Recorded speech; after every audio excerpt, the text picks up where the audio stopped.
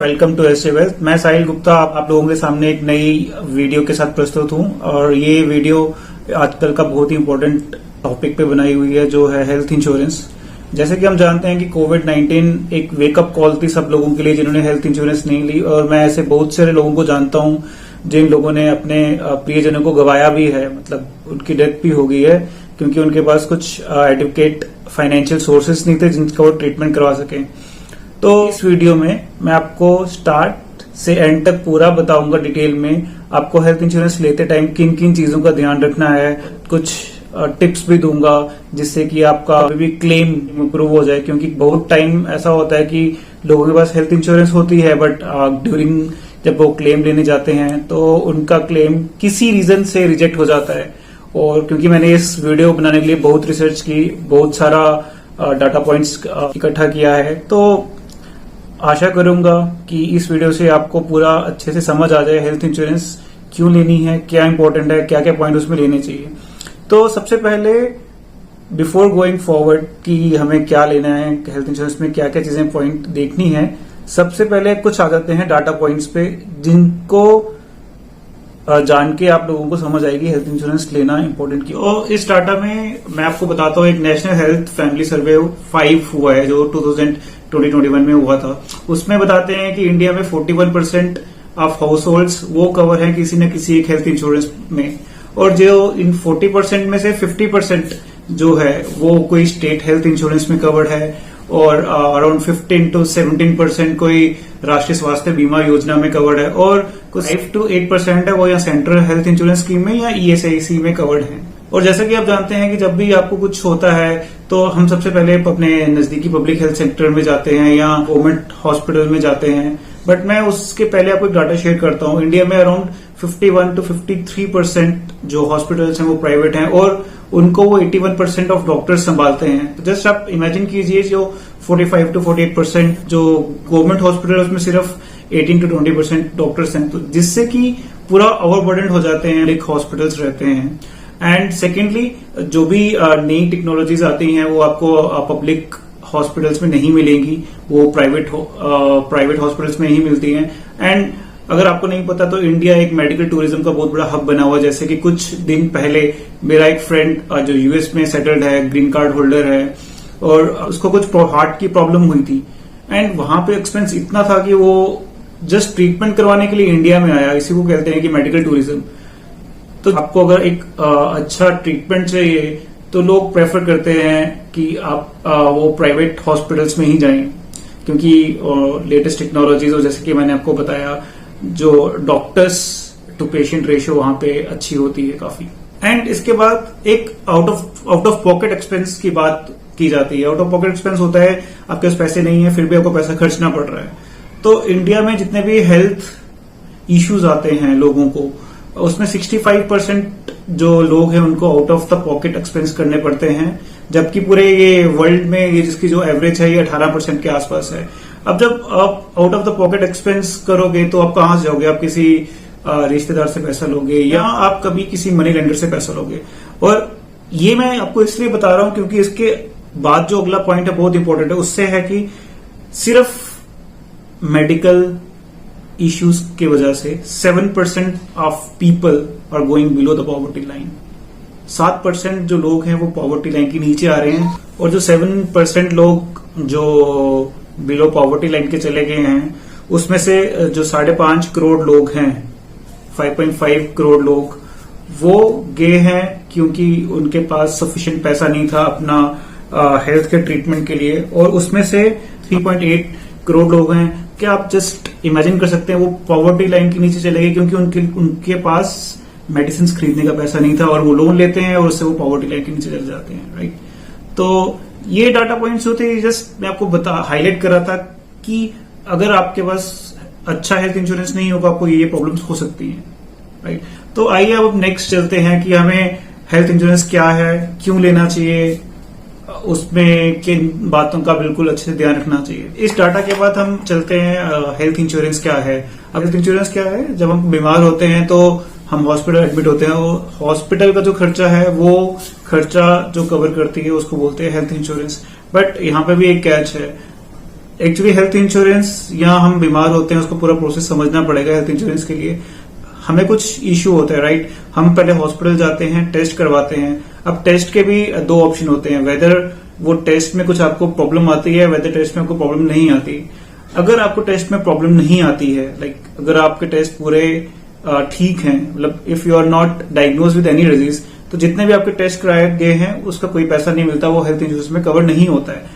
And part 2, अगर आपका कुछ टेस्ट में कुछ इश्यूज आते हैं, आपको कुछ भी बीमारी हो सकती है, वो बीमारी डायग्नोज हो जाती है, एंड इन दैट केस आपको हेल्थ इंश्योरेंस पैसा रिम्बर्स करता है, या कैशलेस भी क्लेम होता है, डिपेंडिंग अपॉन कौन सा आप हेल्थ इंश्योरेंस ले रहे हो या नहीं ले रहे। तो सबसे इंपॉर्टेंट तो यही है कि आपका अगर कोई डिजीज डायग्नोज होगा तभी आपको हेल्थ इंश्योरेंस मिलेगा। अगर आपको डिजीज ही डायग्नोज नहीं होगा तो आप भगवान से प्रार्थना करोगे कि हाँ मैं बच गया, मेरा कोई ये डिजीज ही नहीं है, तो I am well safe, right. And after that दो तरह की हेल्थ इंश्योरेंस होती है, family floater and individual stand alone policies. अब इंडिविजुअल स्टैंड एलोन पॉलिसी जैसे कि नाम से पता चल रहा है कि वो एक बंदे के लिए होती है, लाइक एक मेंबर के लिए होती है, उसको हम बोलते हैं इंडिविजुअल स्टैंड एलोन पॉलिसी। और फैमिली फ्लोटर पॉलिसी होती है जिसमें कि लाइक फादर, मदर और बच्चों का कवर होता है, बट वो भी कवर रहता है जब तक बच्चे अराउंड 24-25 साल के रहते हैं। ये बच्चों का एज डिपेंड करता है, डिफरेंट पॉलिसी में डिफरेंट रहता है। अगर आप अपने पेरेंट्स की लेने जा रहे हो जिनकी एज 60 ईयर से ऊपर है, तो उनको कभी भी फैमिली फ्लोटर में नहीं लेना है, क्योंकि जो फैमिली फ्लोटर पॉलिसी का जो प्रीमियम कैलकुलेट होता है वो ऑब्वियसली जो एल्डेस्ट मेंबर है सब में से उसकी एज के हिसाब से कैलकुलेट होता है। और जब आपका फैमिली मेंबर कोई 60 ईयर से अबव है तो ऑब्वियसली उनका आपका इंश्योरेंस प्रीमियम काफी ज्यादा आएगा। एंड सेकेंडली इंश्योरेंस प्रोवाइडर हैं, वो है गवर्नमेंट इंश्योरेंस प्रोवाइडर्स भी हैं और प्राइवेट इंश्योरेंस प्रोवाइडर भी हैं। काफी लोगों को लगता है कि अगर हम गवर्नमेंट इंश्योरेंस प्रोवाइडर से इंश्योरेंस खरीदेंगे तो हमें क्लेम सेटल करने में इजी होता है, बट ऐसा बिल्कुल भी नहीं है। प्राइवेट इंश्योरेंस वाले भी जो इंश्योरेंस प्रोवाइडर हैं वो काफी इजी आपको क्लेम प्रोवाइड करते हैं। एंड आजकल तो इंश्योरेंस प्रोवाइडर वैसे भी हैं जो 30 मिनट्स में आपको क्लेम को गो अहेड दे देते हैं। एंड इसके बाद थर्ड आता है आपको कितने का सम इंश्योर्ड चाहिए। सम इंश्योर्ड मतलब आपको कितने का कवर चाहिए। अब ये कवर डिपेंड करता है आप कौन सी सिटी में रह रहे हो। अगर तो आप किसी मेट्रो सिटी में रह रहे हो जैसे दिल्ली, मुंबई, और वहां पे जैसे आपको पता है कि अगर आपको आईसीयू में लाइक एडमिट होना पड़े 10 दिन के लिए, तो वहां पे इजीली हर दिन का 50,000 रुपीज पर डे सिर्फ आईसीयू खर्चा होता है। तो डिपेंडिंग अपॉन द सिटी, अगर आप मेट्रो में रह रहे हो तो 10 to 15 लाख का आपका रिस्क कवर होना चाहिए। एंड अगर आप बी सिटीज में रह रहे हो तो उसमें 5 to 10 लाख का आपका कवर होना चाहिए। जो अब आप फैमिली फ्लोटर में 10 लाख आपका रिस्क कवर रहते हो, तो उसका क्या मतलब है? उसका मतलब ये नहीं है कि हर मेंबर्स को 10 लाख मिलेगा। उसका ये मतलब है कि टोटल 10 लाख आपको सम इंश्योर्ड मिलता है। लाइक अगर सपोज किसी एक फैमिली मेंबर को 6 लाख रुपया 6 लाख का कोई बिल आता है हॉस्पिटल में, इंश्योरेंस कंपनी ने वो पे कर दिया। अगर आपको सेकंड फिर से उसी ईयर में इन दैट पर्टिकुलर ईयर कोई और भी एडमिट होता है और उसका बिल आता है आपको 6 lakh again, then insurance company सिर्फ पे करेगी 4 लाख, 2 लाख आपको अपनी पॉकेट से देना पड़ेगा। एंड कुछ कंपनीज आजकल आ रही हैं जो रिस्टोरेशन बेनिफिट देती है, अनलिमिटेड रिस्टोरेशन बेनिफिट बोलते हैं उसको। अब उसका मतलब क्या है? उसका मतलब ये है कि आपका जो 10 लाख है वो मल्टीप्लाई होता रहेगा, बट उसमें भी कैच है कि किसी भी एक फैमिली मेंबर को एक डिजीज पे पूरे साल में सम इंश्योर्ड से ज्यादा नहीं मिलेगा। मैं आपको एग्जांपल देके समझाता हूँ। आपने एक मेडिकल इंश्योरेंस पॉलिसी ली 10 लाख की, उसमें रिस्टोरेशन बेनिफिट है, तो उसमें क्या होगा? फैमिली मेंबर एडमिट होता है हॉस्पिटल में, उसका बिल आता है 8 लाख रुपीज, राइट। एंड उसी ईयर में कोई और फैमिली मेंबर एडमिट होता है, उसका बिल आता है अगेन 8 लाख। तो रिस्टोरेशन बेनिफिट में क्या है? वो 8 लाख जो है, जो आपका 8 लाख यूज हो गया था, सिर्फ आपको 2 लाख नहीं बचता है, फिर से रिचार्ज होके पूरा 10 लाख बन जाता है। तो अगेन अगर सेकंड टाइम भी आपका 8 लाख बिल आता है तो फिर भी आपको वो पूरा का पूरा इंश्योरेंस कंपनी पे करेगी। बट ऑब्वियसली जब रिस्टोरेशन बेनिफिट्स वाली जो पॉलिसीज हैं उनका प्रीमियम थोड़ा ऑन द हायर साइड होता है। एंड क्योंकि आप लोग जानते हैं कि आजकल मेडिकल एक्सपेंसेस काफी बढ़ गए हुए हैं। अगर आपको कुछ ज्यादा बड़ी बीमारी होती है, लाइक अगर आपको कुछ हार्ट का रिलेटेड कुछ इश्यू होता है या आपको किडनी रिप्लेसमेंट करवानी पड़ती है, तो उस केस में हमें बेसिक इंश्योरेंस पॉलिसी है, उसके साथ साथ एक टॉपअप पॉलिसी भी लेनी चाहिए। अभी टॉपअप और सुपर टॉपअप की 2 पॉलिसीज हैं। अभी इन दोनों में भी कैच है। अगर आपको शॉर्ट में समझना है तो हमें टॉप अप पॉलिसी नहीं लेनी है, सुपर टॉप अप पॉलिसी लेनी है। अभी top up super top up में क्या होता है, अभी कोई भी आप ये टॉप अप या सुपर टॉप अप पॉलिसी लेते हो तो वहां पे आपको एक डिडक्टिबल देना पड़ता है, और जितना ज्यादा डिडक्टिबल दोगे उतना प्रीमियम कम होगा। अभी डिडक्टिबल क्या है, सपोज आपके पास कोई बेसिक इंश्योरेंस पॉलिसी है 5 लाख की, ठीक है, तो आपने जो टॉप अप या सुपर टॉप अप लिया है उसमें डिडक्टिबल रखा है 5 लाख। अब डिडक्टिबल का मतलब क्या है, सपोज आपका बिल आता है 8 लाख रुपीज, तो 5 लाख आपका चले जाएगा जो आपका बेसिक इंश्योरेंस पॉलिसी था, और 3 लाख आपको टॉप अप देगा क्योंकि उसपे 5 लाख जो डिडक्टिबल था वो पे कर दिया हुआ है, राइट। जब आपका 8 लाख बिल आया था उसमें आपको डिडक्टिबल यूज हो गया है। अभी सेकंड टाइम फिर से कोई एडमिट होता है हॉस्पिटल में, फिर से आपका बिल आता है 5 लाख रुपीज। अब आपका डिडक्टिबल 0 है, आपके पास कुछ है ही नहीं है, बेसिक सम एश्योर्ड जो साल का था वो आपने यूज कर लिया है। अगर आपको 8 लाख बिल आता है जो टॉप अप पॉलिसी थी उसमें सिर्फ आपको 3 लाख मिलेगा, क्योंकि 5 लाख डिडक्टिबल जो था वो आपके पास है ही नहीं है, क्योंकि आपने पहले ही यूज कर लिया उसी साल में। वही सुपर टॉप अप पॉलिसी में क्या है, आपको एक साल में एक ही बार डिडक्टिबल डिडक्ट होता है। अभी आपको फर्स्ट टाइम डिडक्टिबल हो गया डिडक्ट आपका बेस सम एश्योर्ड में से, तो जो सेकंड टाइम फिर से 8 लाख का बिल आया वो 8 लाख पूरा मिलेगा, ये मिलेगा सुपर टॉप अप में। तो always go for the super top up, not simple top up policies. Again ये स्टैंड अलोन पॉलिसीज हैं। अभी आप ये भी कर सकते हो, आप बेसिक सम एश्योर्ड जो पॉलिसी ले रहे हो किसी एक हेल्थ इंश्योरेंस से लो, दूसरे वाला टॉप अप या सुपर टॉप अप दूसरे से लो, not top up, only super top up, क्योंकि टॉप अप में कुछ लेने का फायदा नहीं होता है। एंड नेक्स्ट पार्ट जो है वो है रूम रेंट, जो कि सबसे बड़ा इश्यू रह सकता है, या आप स्कैम बोल सकते हो, जिसमें लोगों को इतना भी बिल होता है उसका पूरा पैसा नहीं मिलता है उनको। कभी 50% मिलता है, कभी 70% मिलता है, बट 100% नहीं मिलता है। उसका रीजन क्या है, उसका रीजन मैं आपको पूरा डिटेल में बताता हूँ। कोई भी आप जब हेल्थ इंश्योरेंस पॉलिसी लेते हो उसमें लिखा होता है कि आपको सिंगल प्राइवेट रूम मिल रहा है, राइट। बट जब आप हॉस्पिटल में जाते हो, मे बी आपको डीलक्स रूम पसंद आए, या मे बी उस time single private room available नहीं और वो आपको बोलेंगे डीलक्स रूम अवेलेबल है सिर्फ। अब इस केस में क्या है, आप लोग को लगता है कि सिंगल प्राइवेट रूम का जो खर्चा है वो 5000 है और डीलक्स का 7000 है, और आपको लगता है सिर्फ 3000 रुपीज ही ज्यादा है पर डे। बट यहीं पे कैच है, वो 3000 रुपीज ज्यादा नहीं है। अगर आप डीलक्स रूम में जाते हो तो जितने भी एक्सपेंसेस हैं, be doctor expense, PPE kit का expense, surgery expense, medicine expense, कोई भी एक्सपेंस है वो भी बढ़ जाते हैं। तो अगर आपका 10 दिन का स्टे है, आपको सिर्फ 30,000 एक्स्ट्रा नहीं देना पड़ेगा, आपको अराउंड 1 लाख 1.5 लाख एक्स्ट्रा देना पड़ेगा, ड्यू टू जो अदर खर्चे हैं वो भी इसमें कवर हो जाते हैं, राइट। तो कोई भी आप पॉलिसी लो तो प्रेफर करो उसमें रूम रेंट पे कोई कैपिंग ना हो। ऑब्वियसली वो पॉलिसीज थोड़ी सी कॉस्टली रहती हैं, बट वो जो थोड़ा सा कॉस्ट डिफरेंस है उससे कोई फर्क नहीं पड़ता अगर हम कोई पॉलिसी ले रहे हैं, इससे हमें अपना पैसा खर्च ना करना पड़े। नेक्स्ट पार्ट आता है सब लिमिट्स। अभी लोग जाते हैं पोर्टल्स में जाते हैं, वो हमारे पास आते हैं, वो बोलते हैं कि ये पॉलिसी सस्ती है, वो पॉलिसी महंगी है। अब जो सस्ती पॉलिसी है उसमें बहुत इश्यूज होते हैं, उसमें सब लिमिट्स होती हैं। सब लिमिट्स का मतलब क्या है, अगर आपको कुछ हार्ट से रिलेटेड इश्यू है तो सिर्फ 2 लाख रुपया ही मिलेगा, चाहे आपका सम एश्योर्ड 5 लाख भी है। आपको कैटरेक्ट हुआ है तो आपको 25,000 मिलेगा। आपकी नी रिप्लेसमेंट सर्जरी होनी है तो 1 लाख पर नी मिलेगी।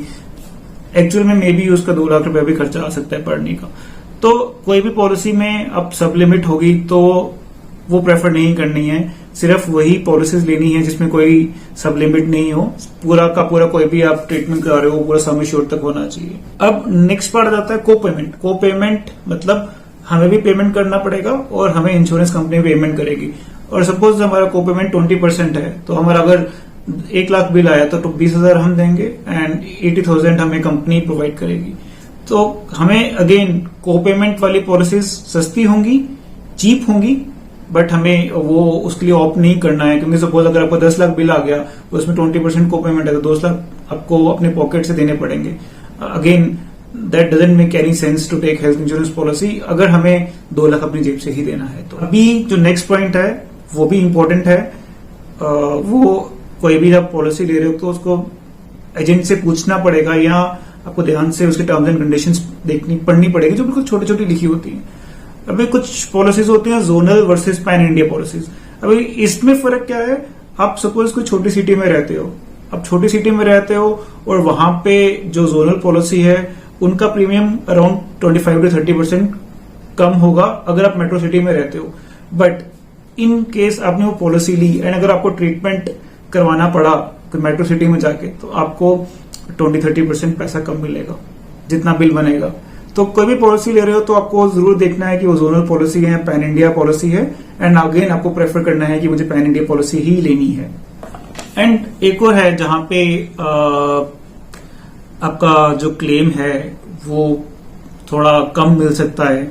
अब उसका रीजन जो है वो डिपेंड करता है reasonable and customary clause, right. ये क्लॉज क्या है, सपोज आपके एरिया में 5 हॉस्पिटल हैं एंड आप गॉल ब्लैडर स्टोन है उसका ट्रीटमेंट करवाने जा रहे हो। वहां पे जो मैक्सिमम हॉस्पिटल्स हैं उनका जो एक्सपेंस आता है गॉल ब्लैडर ट्रीटमेंट का वो अराउंड आता है 50,000 60,000। बट जिस हॉस्पिटल से आपने करवाया वहां से आ रहा है अराउंड 1 लाख रुपीज। तो इस केस में कंपनी ये रीजनेबल एंड कस्टमरी क्लॉज को मद्देनजर रखते आपको जो वहां के हॉस्पिटल्स का एवरेज खर्चा है 60,000 वही देती है। तो ये चीज भी आपको थोड़ी देख के रखनी है कि जो आपकी पॉलिसी है उसमें ये रीजनेबल एंड कस्टमरी क्लॉज है या नहीं है। अगर है तो आपको थोड़ा सावधान रहना पड़ेगा। तो इसके बाद आप जो भी पॉलिसी लेते हो उसमें प्री और पोस्ट हॉस्पिटलाइजेशन होती है। अब प्री और पोस्ट हॉस्पिटलाइजेशन क्या होती है, मैं उसको जब भी आप बीमार होते हो पहले आप उसके टेस्ट करवाते हो, टेस्ट के बाद आपको कुछ डिजीज डायग्नोज होता है, डिजीज डायग्नोज के बाद आपको उसका ट्रीटमेंट करवाना पड़ता है, सर्जरी करवानी पड़ती है। ओनली जब आप ट्रीटमेंट या सर्जरी करवाते हो तभी आपको हॉस्पिटलाइज होना पड़ता है। बट उस हॉस्पिटलाइजेशन से पहले भी आपने कुछ टेस्ट करवाए होते हैं, मे बी आप MRI करवा रहे हो, एक्सरे करवा रहे हो, कुछ भी करवा रहे हो, वो पूरा एक्सपेंस अराउंड ये होता है कुछ 60 days to 90 days depending upon company to company. वो एक्सपेंस भी आप पूरा क्लेम कर सकते हो। एंड जब आप हॉस्पिटल से डिस्चार्ज हो जाते हो उसके बाद भी आपको काफी बार डॉक्टर्स बोलते हैं आपको ये मेडिसिन खानी है, आपको ये टेस्ट करने हैं, आपको ये MRI एक्सरे करवाना है टू सी कि जो प्रोसीजर आप पे किया है वो सक्सेस हुआ है कि नहीं हुआ है। उनका खर्चा भी आप पूरा क्लेम कर सकते हो। तो जो पोस्ट हॉस्पिटलाइजेशन होता है वो अराउंड 120 to 180 डेज तक भी है। ये भी डिपेंड करता है आप कौन सी कंपनी से पॉलिसी ले रहे हो। तो अगेन ये भी आपको देखना पड़ेगा प्री और पोस्ट हॉस्पिटलाइजेशन कितने दिन का कवर है। Next most important, day care facility. Maximum जो हेल्थ इंश्योरेंस की डेफिनेशन है उसमें होता है कि अगर आप एक दिन से ज्यादा स्टे कर रहे हो तब आपको हेल्थ इंश्योरेंस कंपनी आपको पे करेंगे। बट आजकल मेडिकल इतना एडवांस हो चुका है कि बहुत सारी surgeries with in a day आपको रिलीज करके आपको घर भी भेज देती हैं। इसलिए मैक्सिमम कंपनीज की एक लिस्ट है डे केयर सर्जरीज जो वो करती हैं, लाइक जिसमें आपका मे बी कैटेरेक्ट हो गया, आपका छोटा छोटा स्टोन, फिस्टुला, इनकी सर्जरीज है जिसमें आपको एक दिन में रिलीज करती हैं। तो आपको हेल्थ ये इंश्योरेंस पॉलिसी लेने से पहले देखना है कि ये डे केयर सर्जरीज में कौन कौन सी सर्जरीज कवर कर रहा है आपका इंश्योरेंस प्रोवाइडर। अगर वो डे केयर सर्जरीज कवर नहीं करता है तो you don't need to take that insurance for sure. Then next आ जाता है आजकल काफी कंपनीज हैं जो कॉस्मेटिक्स, आयुष और रोबोटिक सर्जरीज भी कवर कर रही हैं। एंड अगेन अगर आप थोड़ा सा इंक्लिनेशन टुवर्ड्स आयुष ट्रीटमेंट के लिए है तो आप वो वाला इंश्योरेंस प्रोवाइडर दोगे जिसको जो आयुष में भी एक अच्छा सम इंश्योर देता है, maybe 50% of sum insure तो दे सकता है। एंड आजकल रोबोटिक सर्जरीज है। रोबोटिक सर्जरीज क्योंकि एक नई टेक्नोलॉजी है, ये काफी कंपनीज कवर नहीं कर रही हैं, बट अगेन कुछ कंपनीज ने कवर करना शुरू कर दिया हुआ है। Next point is waiting period. Waiting period क्या होता है, जब भी आप हेल्थ इंश्योरेंस लेते हो ये नहीं है कि आपने आज हेल्थ इंश्योरेंस ली कल आप एडमिट हो जाओ तो आप बोलो मैंने हेल्थ इंश्योरेंस लिया है मुझे रिइंबर्समेंट मिलेगी। वो होता है but only on the case अगर आपका एक्सीडेंट हुआ है। तो नॉर्मल डेज में जो हेल्थ इंश्योरेंस जो कवर होता है आपका 30 डेज के बाद शुरू होता है। लाइक आपने आज इंश्योरेंस ली, आफ्टर 30 डेज आपका जो भी इश्यूज होंगे वो हेल्थ इंश्योरेंस कवर करेगी। कोविड के केस में जब कोविड का केस हुआ था तो वो 15 डेज में कवर करना शुरू कर दिया था हेल्थ इंश्योरेंस कंपनीज ने। नेक्स्ट आता है pre existing disease. Existing disease क्या होता है, लाइक जब आप हेल्थ इंश्योरेंस पॉलिसी ले रहे हो उससे पहले से ही आपको कुछ प्रॉब्लम्स हैं, लाइक कुछ ब्लड प्रेशर की मेडिसिन ले रहा है, कोई डायबिटीज की मेडिसिन ले रहा है। तो वो लोग जो ये लेते हैं, ये मेडिसिन ले रहे हैं उनको कुछ डिजीज पहले से ही है, इसको बोलते हैं प्री एग्जिस्टिंग डिजीज। एंड काफी जो इंश्योरेंस कंपनीज हैं वो इन डिजीज से रिलेटेड कोई भी प्रॉब्लम होती है वो 3 से 4 साल तक कवर नहीं करते हैं। तो जब भी आप पॉलिसी ले रहे हो तो आपको देखना है कि प्री एक्जिस्टिंग डिजीज का कितना टाइम फ्रेम कितना है, 3 से 4 साल। बट कुछ डिजीज ऐसे हैं जो IRD ने गाइडलाइन निकाली है कि 2 साल तक वो डिजीज नहीं कवर करेंगे, जिसमें उसमें कुछ नी रिप्लेसमेंट सर्जरीज हैं, कैटरेक्ट है, और भी वो एक लिस्ट पूरी IRD ने बनाई है। वो आप किसी से भी लोगे तो आपको 2 साल तक उसका रिवर्समेंट या कैशलेस क्लेम नहीं मिलेगा। उसके बाद आप देखोगे कि एम्बुलेंस चार्जेस कितने दे रही है, क्योंकि सारी इंश्योरेंस कंपनी एम्बुलेंस चार्जेस अलग अलग देती है। कोई 1% ऑफ योर सम एश्योर्ड, कोई 2000 पर विजिट देता है। तो आपको ये भी देखना है कि वो एम्बुलेंस चार्जेस कितने दे रही है। Then no claim bonus. Actually जब भी हमें हेल्थ इंश्योरेंस पॉलिसी लेनी है तो कोशिश करनी है कि हम एज सुन एज पॉसिबल ले सकें, क्योंकि हम जितना जल्दी लेंगे एक तो प्रीमियम कम रहता है, नो डाउट इसका प्रीमियम इंक्रीज होता रहता है। इसका प्रीमियम टर्म इंश्योरेंस की तरह पूरा टाइम स्टेगनेंट नहीं रहता है, इसका प्रीमियम इंक्रीज हो जाता है। बट हम जितना जल्दी लेंगे तो उसमें हमें वेटिंग पीरियड से फायदा मिल जाएगा, जो 4 साल का या 3 साल का है या 2 साल का है, जो मैंडेटरी है। अगर आपको कुछ प्रॉब्लम नहीं भी है तब भी वो 2 साल आपको निकालने ही पड़ेंगे।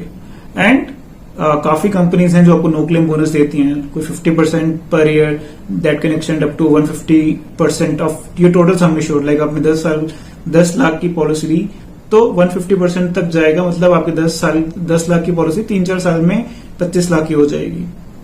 एंड इसके बाद नेक्स्ट है सबसे इंपॉर्टेंट कि आपका कैशलेस हॉस्पिटल्स के साथ टाई अप।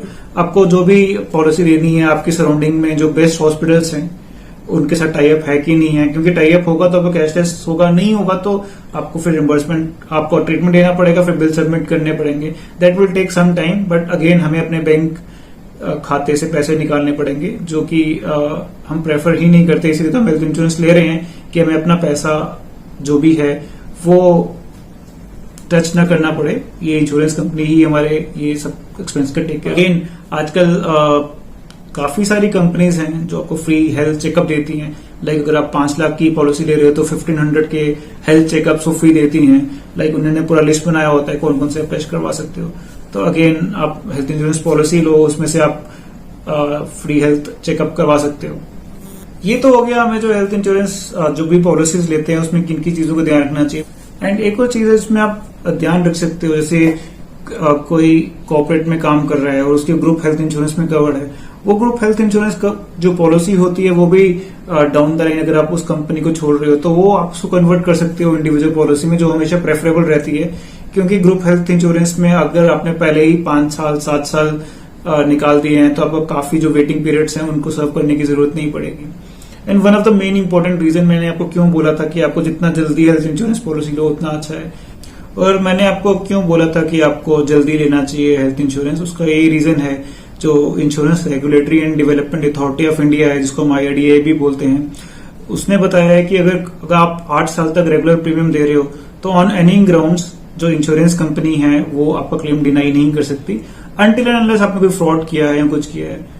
तो जितना जल्दी होगा आप हेल्थ इंश्योरेंस पॉलिसी लोगे तो उतना ही आपके लिए अच्छा रहेगा। ये वीडियो में डिटेल मैंने बताया। सबसे पहले तो आपको डाटा पॉइंट्स बताए, 7% जो पॉपुलेशन है बिलो पॉवर्टी लाइन जा रही है क्योंकि उनके पास मेडिकल एक्सपेंसेस के लिए पैसा नहीं है। तो उसके बाद मैंने बताया कि आपको कौन सा हेल्थ इंश्योरेंस चूज करने के लिए किन किन चीजों का ध्यान रखना चाहिए। आशा करता हूं ये वीडियो से आपको कुछ जानकारी मिली होगी। एंड अगर आपको कुछ और जानकारी भी चाहिए तो आप कमेंट सेक्शन में लिख सकते हैं, हम उसके मैं पूरा आंसर देने की कोशिश करूंगा। एंड अगर आपको ये पसंद आए तो ये प्लीज इस वीडियो को लाइक शेयर कीजिए, और नेक्स्ट और भी काफी सारी वीडियोस आएंगी तो ये एक बेल आइकन है उसको दबा दीजिए सो दैट कि कोई भी नई वीडियो आए आपको नोटिफिकेशन में मिल जाए। Again thanks all for watching this long and informative video. And अगर आपको ये वीडियो पसंद आई है तो प्लीज अपने नियर एंड डियर को शेयर कीजिए ये वीडियो, सो दैट कि जो हमारा मिशन है फाइनेंशियल लिटरेसी का उसको अचीव करने में हमारी मदद कीजिए। So this is Sahil Gupta from SJ Wealth signing off. Take care and please buy health insurance as soon as possible.